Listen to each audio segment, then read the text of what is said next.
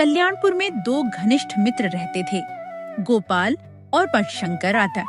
गोपाल एक दयालु और धर्मात्मा किसान था जो अपनी मेहनत की कमाई का एक बद्धा हिस्सा गांव के जरूरतमंदों की सेवा और भलाई में लगाता था।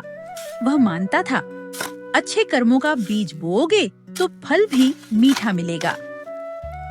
इसके विपरीत शंकर एक व्यावहारिक मगर हृदय से ईर्ष्यालु व्यक्ति था। उसे गोपाल की दानवीरता दिखावा और सरासर मूर्खता लगती थी। एक शाम गांव की चौपाल पर दोनों खड़े थे। शंकर ने उपहास करते हुए कहा, मेरे प्यारे गोपाल, तुम जितने पैसे इस पुण्य कमाने में फूंक देते हो ना, एक दिन पछताओगे। तुम्हारी तिजोरी खाली रह जाएगी और तब ये भले लोग तुम्हें पानी भी नहीं पूछेंगे। इस लोक दिखावे से क्या हासिल होता है? गोपाल ने शांत चित्त से जवाब दिया, शंकर, क्या तुमने कभी अदृश्य शक्ति के बारे में नहीं सुना? अगर मैं किसी का बुरा नहीं करता तो मेरा बुरा क्यों होगा? तुम याद रखना, जिस मजबूर की तुम सहायता करते हो उसकी दुआएं किसी न किसी रूप में तुम्हारे पास ही लौट कर आती हैं। ओह, ये दार्शनिक बातें संतों के मुंह से अच्छी लगती हैं। जरा जमीन पर आओ। तुम्हारी फसल पूरे गांव में सबसे अच्छी होती है, फिर भी तुम आधे से ज्यादा मुनाफा यूं ही लुटा देते हो। यह भलाई का जुनून तुम्हें बर्बाद कर देगा। शंकर की तीखी बातें सुनकर गोपाल बस मुस्कुराया और चुपचाप अपने रास्ते चल दिया। शंकर को यह पता नहीं था कि गोपाल की यह खुशहाली और लोगों का सम्मान उसके मन में ईर्ष्या का जहर घोल रहा था। एक तो यह अपनी श्रेष्ठ फसल का घमंड, ऊपर से यह पूरे गांव में अपना महानता का ढिंढोरा पीटता रहता है, जिससे हर कोई इसे सिर आंखों पर बिठाता है। मुझे कोई पूछता तक नहीं। अब इसे मजा चखाना ही होगा। घर पहुंचकर शंकर को इतना उद्विग्न देखकर उसकी पत्नी शांति ने पूछा, क्या हुआ स्वामी? आप इतने क्रोधित क्यों लग रहे हैं? क्या बताऊं प्रिय, यह सारा बवाल उस गोपाल की वजह से है। उसका उपजाऊपन और उसकी दरियादिली मुझे चैन नहीं लेने देती। काश कोई चमत्कार हो और उसकी यह उपजाऊ जमीन छिन जाए, तब उसे पता चले कि असली दुनिया क्या होती है। अच्छा, तो यह बात है। इसके लिए आपको केवल अपनी बुद्धि का इस्तेमाल करना है और कुछ नहीं। शांति ने धीमी चालाक आवाज में कहा। शंकर ने हैरानी से पूछा, क्या मतलब?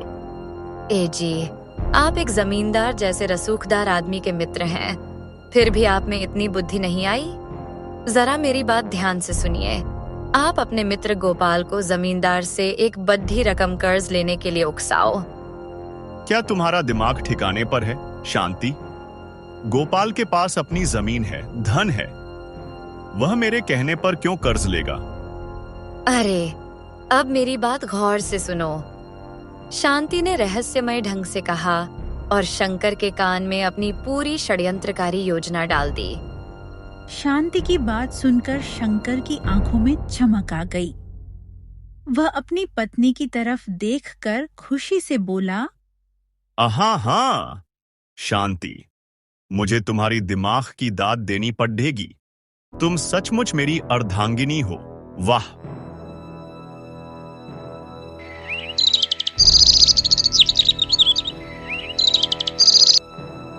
अगले दिन शंकर सीधे क्षेत्र के क्रूर जमींदार के पास गया। प्रणाम जमींदार साहब। आप लगभग पूरे कल्याणपुर की जमीन के मालिक हैं, सिवाय मेरे दोस्त गोपाल की जमीन के। मैं आपको बता रहा हूं, वह जमीन सोने जैसी उपज देती है। आप उसे अपने कब्जे में क्यों नहीं लेते? शंकर, वह तो तुम्हारा मित्र है और जमीन हथियाने के लिए एक सुनियोजित योजना चाहिए। मुझे गोपाल का यह दिखावटी संत स्वभाव बिल्कुल पसंद नहीं आता। सुनिए, मेरे पास एक अचूक योजना है जिससे आप उसकी जमीन आसानी से हथिया सकते हैं। शंकर ने विस्तार से पूरी चाल बताई। जमींदार अपने एक अपरिचित और बूढ़े नौकर को गोपाल के पास भेजेगा, जो अपनी बेटी की शादी के लिए अत्यधिक धन का नाटक करेगा। ठीक है, मैं दिन रात गोपाल की जमीन पर कब्जा करने के सपने देखता रहा हूं। लगता है अब वह सच होने वाला है। जल्दी बताओ क्या करना है। बस एक बार गोपाल कर्ज ले ले, फिर तो आप उस पर इतना भारी चक्रवृद्धि ब्याज लगाना कि वह कभी चुका ही न पाए। इस खेल में तो आपका कोई जवाब नहीं है, क्यों जमींदार साहब? जमींदार ने जोर से हंसते हुए कहा, बहुत खूब, तुम्हारी बुद्धि को सलाम। एक बार वह मुझसे कर्ज ले, फिर वह कभी उसे उतार नहीं पाएगा। तुम अभी गोपाल के पास जाओ, मैं अभी उस बूढ़े आदमी को उसके घर भेजता हूं। कुछ देर बाद शंकर गोपाल के घर पहुंचा। बातचीत के बीच जमींदार का वह बूढ़ा नौकर रोते हुए आया। बेटा, मैं परदेसी हूँ और मैंने तुम्हारी तारीफ सुनी है कि तुम सबकी मदद करते हो। कल मेरी बेटी का ब्याह है, पर कल रात मेरे घर में चोरी हो गई। सारे गहने और सारा धन लुटा गया। मैं तबाह हो गया। या तो तुम मेरी सहायता करो या मैं जाकर अपनी जान दे दूं। यह तो बहुत बुरा हुआ बाबा, पर विवाह के लिए तो बहुत बड़ी रकम चाहिए। मेरी फसल अभी कटी नहीं है, मैं इतनी बड़ी रकम कहां से लाऊं? शंकर ने तुरंत अवसर का फायदा उठाया। गोपाल, इतनी चिंता क्यों करते हो? जमींदार मेरा पुराना दोस्त है, तुम उससे ये रकम कर्ज ले लो, अफसल कटते ही चुका देना बस। गोपाल को लगा कि यही एकमात्र रास्ता है। हाँ शंकर, तुम सही कह रहे हो, चलो अभी चलते हैं।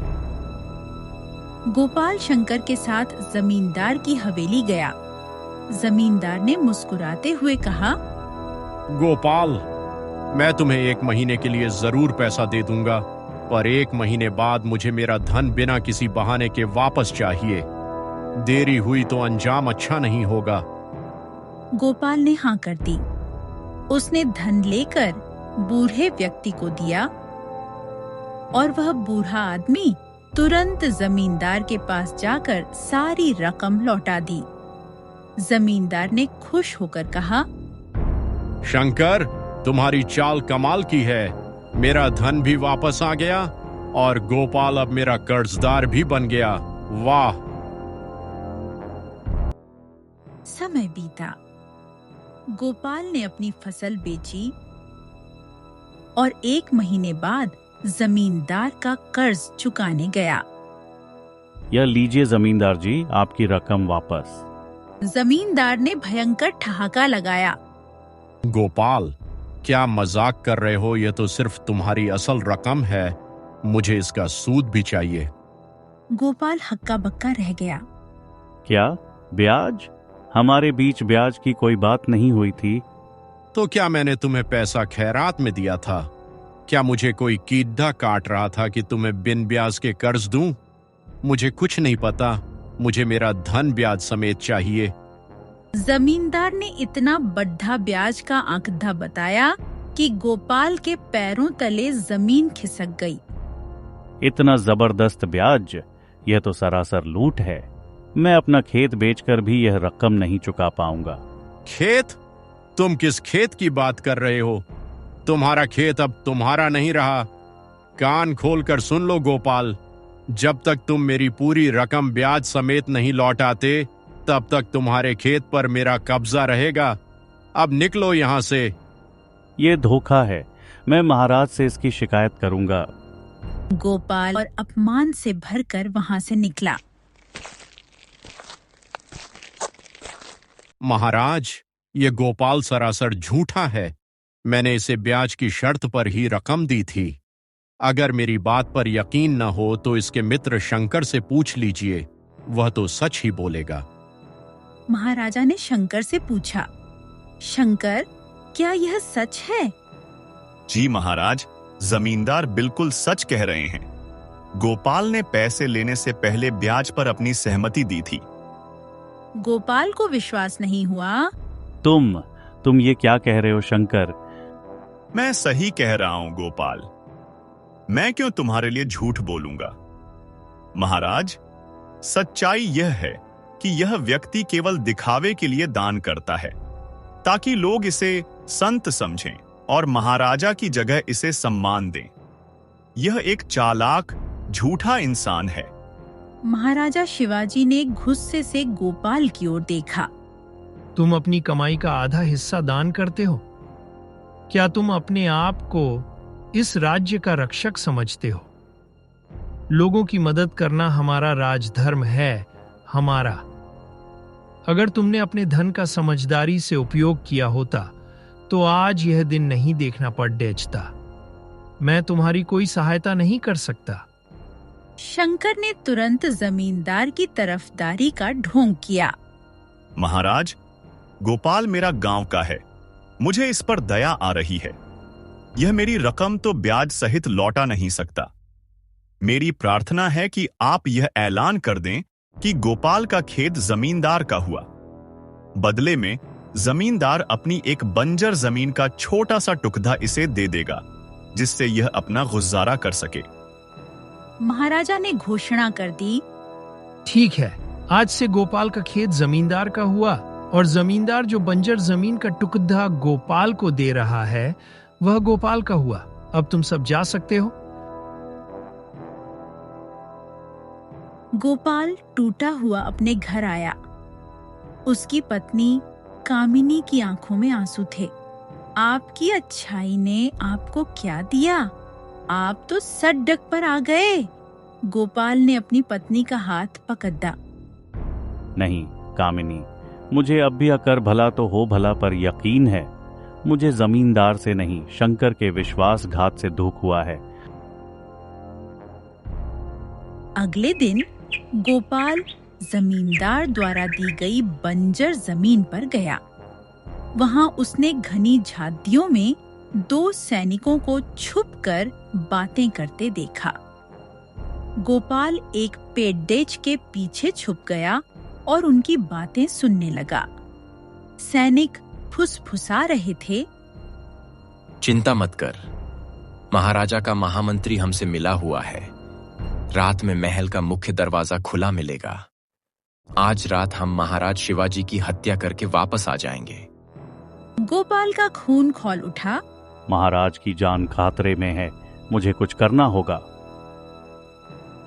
गोपाल तुरंत राजमहल की ओर दौड़ा, जहां उसकी मुलाकात महाराजा के पुत्र राजकुमार वीर से हुई। गोपाल ने उन्हें सारी बात बताई। क्या तुम सच कह रहे हो? राजकुमार वीर ने पूछा। हाँ, मैंने अपने कानों से सुना है। तो फिर चलो मेरे साथ दरबार में। तुम स्वयं महाराज को यह सूचना देना और इनाम लेना। नहीं राजकुमार, आप स्वयं यह सूचना अपने पिता को दें। मेरा काम केवल आपको सचेत करना था। गोपाल ने इनाम लेने से इनकार कर दिया और वापस बंजर जमीन पर आ गया। गोपाल ने बंजर जमीन पर हताश मन से हल चलाना शुरू किया। अचानक हल एक भारी वस्तु से टकराया। गोपाल ने तुरंत फावधा लेकर जमीन खोदी। कुछ ही देर में जमीन के नीचे एक बहुत बड़ा प्राचीन लोहे का संदूक निकला। गोपाल ने संदूक खोला और उसकी आंखें चौंधियां गईं।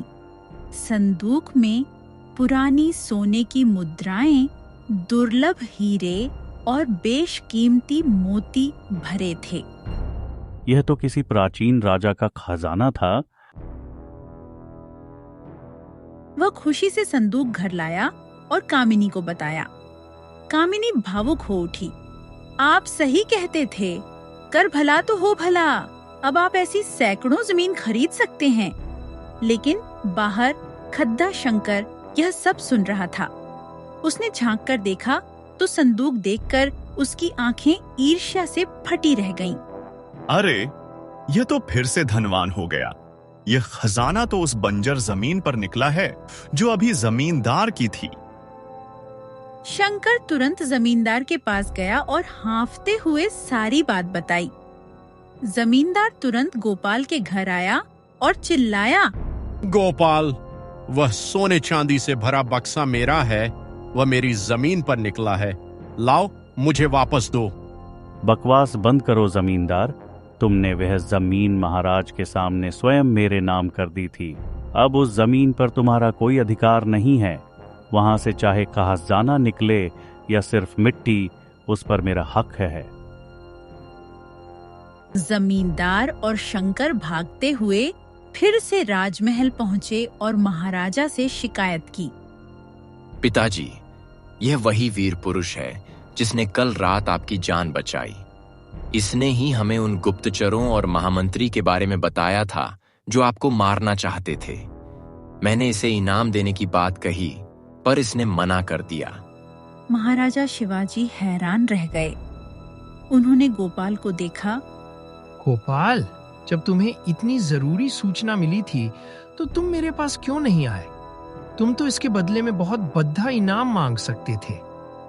महाराज, मेरे लिए आपका जीवन और राज्य की सुरक्षा ही सबसे।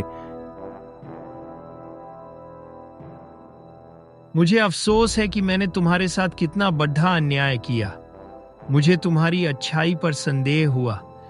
फिर महाराजा ने जमींदार और शंकर को गुस्से से देखा। अब सच बताओ, नहीं तो तुम्हारी गर्दन तुम्हारे ढाट डीएच से अलग कर दी जाएगी। डर के मारे जमींदार और शंकर ने गोपाल को फंसाने की पूरी साजिश कबूल कर ली। महाराजा शिवाजी ने तुरंत आदेश दिया, सैनिकों, इन दोनों विश्वासघातियों को घसीटते हुए काल कोठरी में डाल दो। महाराजा ने गोपाल को उसका उपजाऊ खेत और बंजर जमीन पर मिला खजाना वापस दिलवाया। उन्होंने गोपाल को राज्य का मुख्य राजस्व अधिकारी नियुक्त किया और घोषणा की कि अब से राज्य में भलाई और ईमानदारी को सर्वोच्च स्थान दिया जाएगा। गोपाल को अपने कर्मों का फल मिला। उसने साबित कर दिया कि ईमानदारी और दूसरों के प्रति किया गया सहयोग कभी व्यर्थ नहीं जाता, बल्कि यह घूमकर सबसे अप्रत्याशित रूप से लौट कर आता है।